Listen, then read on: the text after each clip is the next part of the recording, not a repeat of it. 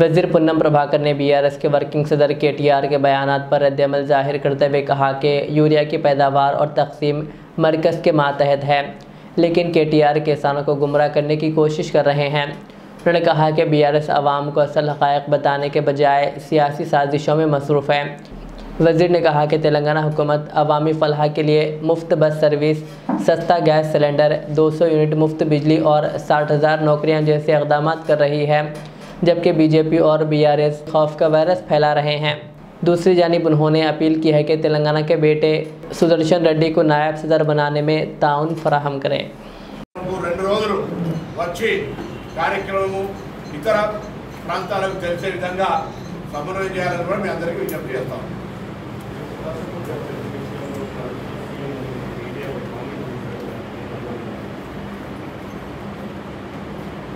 ఆ language mind set third class మారిపోయి మాట్లాడితే చేయగలిగేది.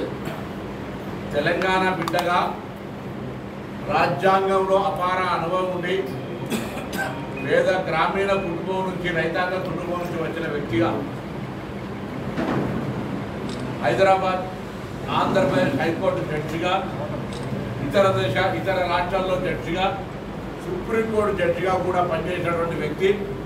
ఈరోజు రాజ్యాంగం పట్ల అవగాహన ఉంది. రాజ్యాంగం సంక్షోభంలో పడే పరిస్థితుల్లో ఒక న్యాయ కోవిదుడు రాజ్యసభలో కూర్చుంటే రాజ్యాంగం పరిరక్షింపబడుతుందనే ఆలోచనతోటి రాజ్యాంగం పరిరక్షింపబడుతుందని ఉపరాష్ట్రపతి అభ్యర్థిగా వారిని ఎంపిక చేయడం జరిగింది. ఇది కాంగ్రెస్ పార్టీ నిర్ణయం కాదు, ఇది మొత్తం ఇండియా అలయన్స్ సంబంధించినటువంటి నిర్ణయం. వీలైతే ఇప్పుడు గోడ మీద ఉన్న టీఆర్ఎస్ పార్టీ ఈ ఎన్నికల్లో ప్రజలకు వాస్తవాన్ని చూపెట్టే ప్రయత్నం చేయాలి. వాళ్ళు అట్లనే భారతీయ జనతా పార్టీ ఎప్పుడే పోతారా, లేదా తెలంగాణ బిడ్డగా తెలుగు బిడ్డగా ఉపరాష్ట్రపతి ఉమ్మడి ఇండియన్ అలయన్స్ అభ్యర్థికి మద్దతు ఇస్తారా, వారి విజ్ఞత వారి భవిష్యత్తు కార్యాచరణ చెప్తుంది. లేదు మా అండర్స్టాండింగ్ భారతీయ జనతా పార్టీ మాకున్న అవగాహన, మేము ఆ కేసుల నుంచి ఇట్లనే రక్షింపబడాలంటే మేము ఇట్లా తిరుగుతూనే ఉండాలి, కాంగ్రెస్ పార్టీని మేము వాళ్ళతో కలిసి ఉండాలి రహస్యంగా, కాబట్టి మేము వాళ్ళకే ఓట్లు వేస్తాం అనేది ఇప్పుడు రేపు 9వ తారీఖుతో తెలిసిపోతుంది. నాకు ఇంకొకటి ఆశ్చర్యం అనిపించింది, యూరియా ఎవరిస్తే వాళ్ళకి ఓటేస్తారట. ఆయన 10 సంవత్సరాల మంత్రి.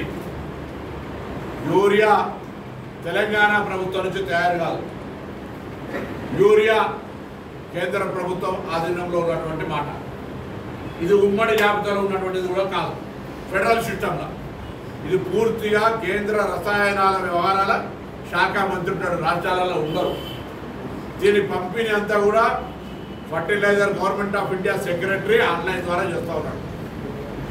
ఈ సందర్భంలో తెలంగాణకు వివక్షపూరితంగా ఉద్దేశపూర్వకంగా ప్రభుత్వాన్ని బదనాం చేయాలి. ప్రభుత్వం ఒకవైపు ఉచిత మహిళలకు బస్సు, 200 యూనిట్ల ఉచిత విద్యుత్తు, ఆరోగ్యశ్రీ 5 నుంచి 10 లక్షల రూపాయలు, 3,500 ఇందిరమ్మ ఇండ్లు నియోజకవర్గానికి, రేషన్ కార్డులు, సన్న బియ్యం, 9 రోజుల్లోనే 9,000 రైతు భరోసా, 60,000 ఉద్యోగాలు, మెచ్చార్జీల పిల్లలకు పెంచడం, అనేకమైనటువంటి కార్యక్రమాలు ఇచ్చే సందర్భంలో వాళ్ళకు ఉనికి లేక రైతాంగాన్ని నమస్తే తెలంగాణ పేపర్ ఎజెండా పెట్టుకొని టీఆర్ఎస్ నాయకులు